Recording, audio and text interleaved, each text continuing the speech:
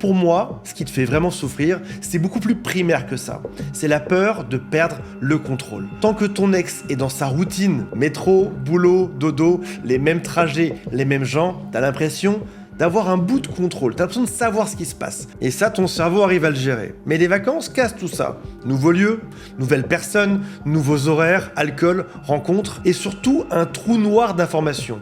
Tu ne sais pas ce qui se passe là-bas. Et le cerveau humain, il a horreur du vide. Il va le remplir avec les pires scénarios possibles. C'est ce qu'on appelle le biais de négativité.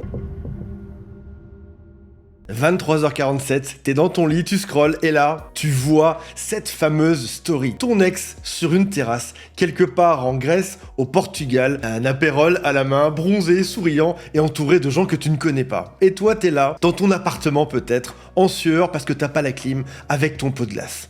Tu regardes cette photo en boucle comme si tu cherchais un indice sur une scène de crime. Il y a un bout de bras à droite et si ça appartenait à cette saleté de Sandra, pardon à toutes les Sandra, tu vas aussi voir les profils de ses amis pour trouver plus d'indices qui peut bien être donc en vacances avec mon ex actuellement. On a tous vécu ça et c'est l'un des moments les plus douloureux de la conquête amoureuse. C'est celui où tu as l'impression que l'autre est en train de t'oublier en temps réel sous le soleil pendant que toi tu souffres au quotidien. Sauf que tout ce que tu penses à ce moment-là est faux et ça, je te le promets. Avant de démarrer, si vous souhaitez connaître vos chances de conquête amoureuse, il y a un quiz juste en dessous qu'on a créé avec mon équipe qui vous donne un pourcentage de chances de conquête amoureuse. Dedans, vous trouverez aussi vos freins, vos forces et le profil d'attachement de votre ex. Le lien est juste en dessous. Je m'appelle Antoine Pétavin et aujourd'hui on va parler de l'été. Au moment où je tourne cette vidéo, on est en pleine canicule. On est début juillet et le thème du coup est bien choisi.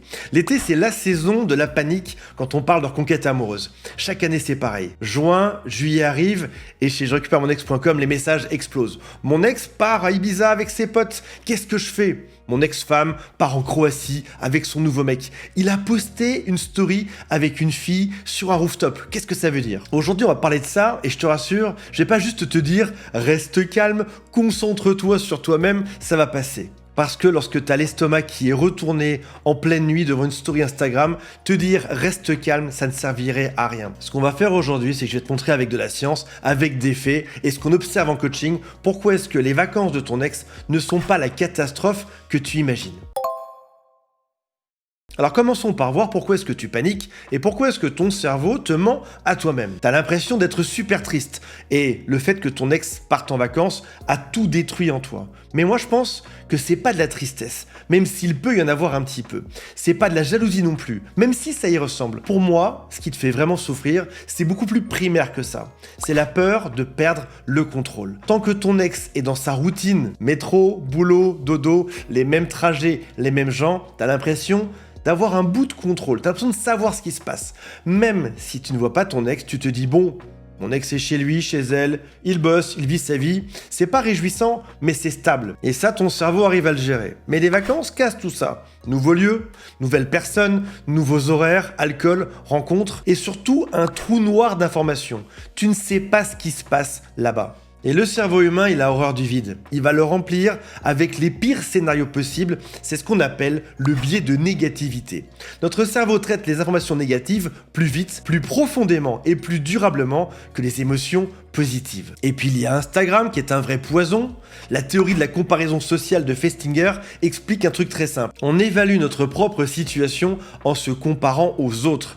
Et on se compare toujours vers le haut, vers ceux qui ont l'air de vivre mieux que nous. Le problème, c'est que quand tu vois ton ex en vacances, c'est une sélection. C'est le moment de la journée où tout se passe bien. C'est la photo où tout le monde sourit. C'est le cocktail au coucher du soleil. C'est la story avec la musique parfaite. Ce n'est pas un documentaire réaliste de ce qui se passe. C'est juste le meilleur moment de la journée qui est mis en scène. Et toi, tu compares ce meilleur moment à ton propre pire moment actuel. T'es anxieux en train de scroller en mode pyjama les yeux bouffis. Alors du coup, tu en conclus que l'écart est immense. Alors qu'en réalité, ça n'a aucun sens de comparer ça. Petit aparté, si jamais l'anxiété générée par son départ en vacances devient trop grande, je t'invite à demander de l'aide. Chez Je récupère mon ex par exemple, on a des coachs et des psychologues qui sont là pour t'aider dès aujourd'hui et même pendant les vacances de ton ex.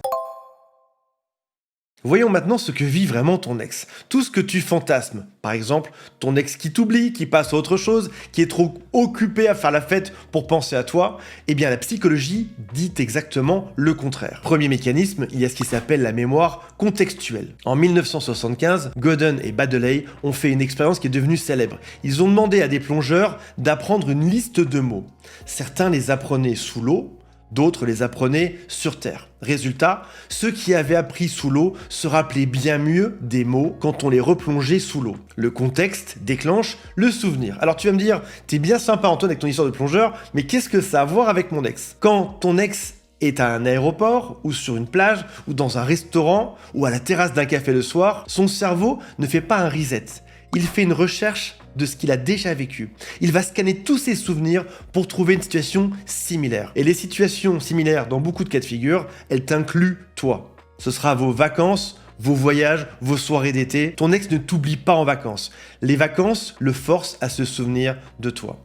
Deuxième mécanisme, la nostalgie. D'autres chercheurs, en 2004, ont montré que la nostalgie est déclenchée par des stimuli sensoriels. Une musique, une odeur, une lumière particulière, un lieu qui te rappelle quelque chose. Et les vacances, c'est quoi? C'est un concentré de stimuli sensoriels. Tout est nouveau, tout est intense et on a envie de le partager. D'ailleurs, la nostalgie n'est pas juste un vague sentiment de « c'était mieux avant », c'est un mécanisme psychologique qui augmente le désir de connexion avec des figures d'attachement passées. La nostalgie donne envie de se rapprocher de ceux qu'on a aimés et non pas de s'en éloigner. Troisième mécanisme, l'ours blanc. En 87, une expérience est devenue mythique. On demande aux participants de ne surtout pas penser à un ours blanc. Résultat, ils y pensent encore plus. Si ton ex est en vacances en essayant activement de profiter de la vie, de vivre le moment et de ne pas penser à toi, qu'est-ce qu'il va se passer? Bien évidemment, il pensera à toi. Plus il essaye de t'effacer, plus tu reviens dans sa tête. Et puis il y a la nuit. La journée c'est facile, il y a du monde, de l'activité, du bruit, de l'alcool, mais le soir,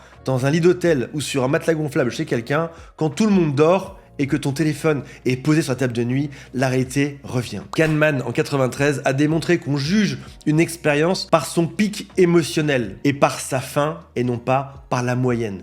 Si la journée de ton ex se termine avec un moment de solitude, il y aura forcément un « il me manque ». Et c'est ça qu'il va retenir de sa journée. Au final, tu le vois bien, ton ex passe par des phases compliquées tout au long de la journée. Mais évidemment, ça, tu ne le vois pas.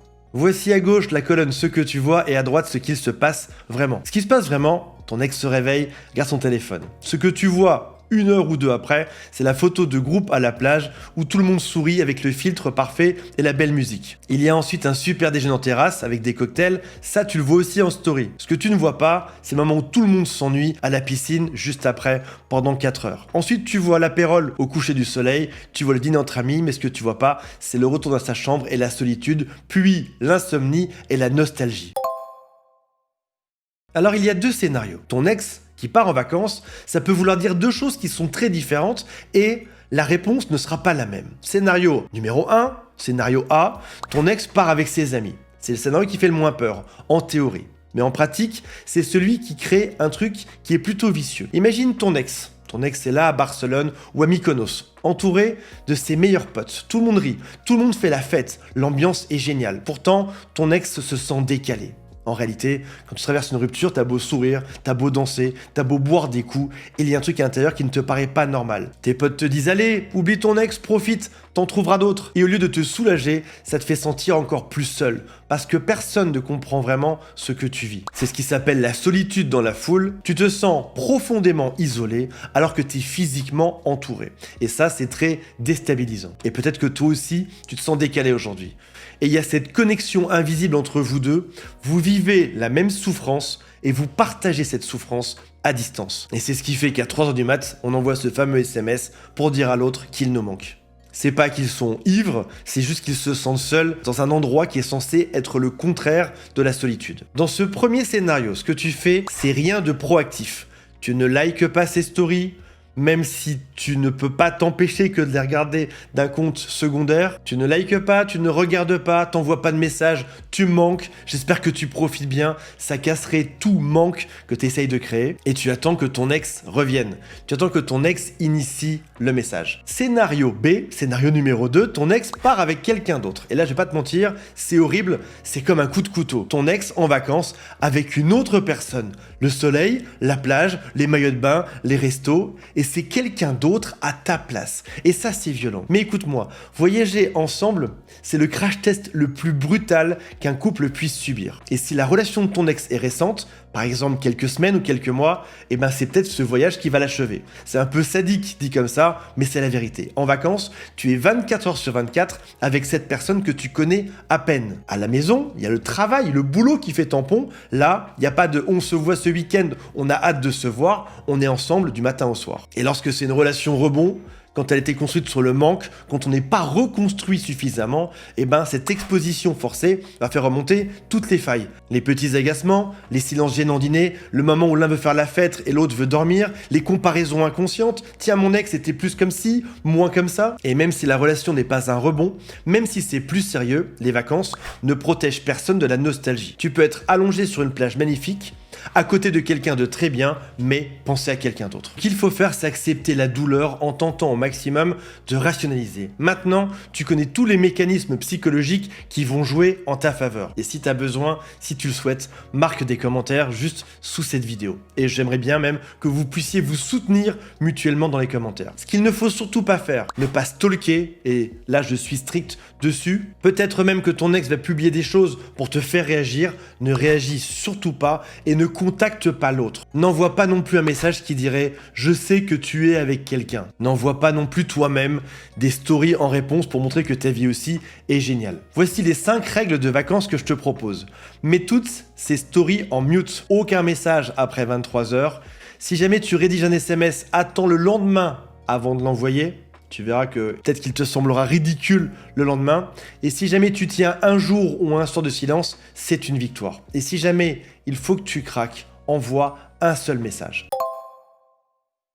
Et toi, comment se passe ton été ? De ton côté, je sais pas si c'est possible, mais est-ce que tu pars en vacances ? Je t'invite à t'échapper un peu de ton quotidien, seulement quand tu te sentiras prête. Pas de vacances forcées avec 10 personnes, tu peux même faire ça en toute petite dose, peut-être 2-3 jours, le temps d'un long week-end au bord de la mer, avec un ami proche, un truc sincère, ce serait ça l'idéal. Ou encore, tu peux essayer une expérience différente qui va te sortir de ta zone de confort. Un petit stage de surf, une randonnée précise, un endroit que t'aimes bien. Va marcher, c'est un truc tout bête, mais dépense-toi et se balader le soir. Le fait de marcher vient libérer le cerveau. Pour conclure, les vacances de ton ex vont durer combien de temps ? Une semaine ? Peut-être 2 ? C'est rien. C'est un battement de cils dans l'histoire de ta reconquête, et encore plus à l'échelle de la relation avec ton ex. Mais ta réaction pendant ces vacances, elle va durer bien plus longtemps. Ce message de détresse que t'enverrais à 2 h du matin, ta story passive-agressive ou le fait de stalker, ça va laisser des traces dans ton estime de toi-même. A l'inverse, montrer du calme, du silence, montrer que tu te concentres sur ta propre vie, ça laissera des traces positives. Rappelle-toi de cette toute petite phrase, les vacances sont temporaires, ta dignité, elle est permanente. Salut à tous, bye, je vous aime, et je vous rappelle qu'il y a un quiz en dessous qui s'appelle « Quelles sont les chances de récupérer mon ex ?»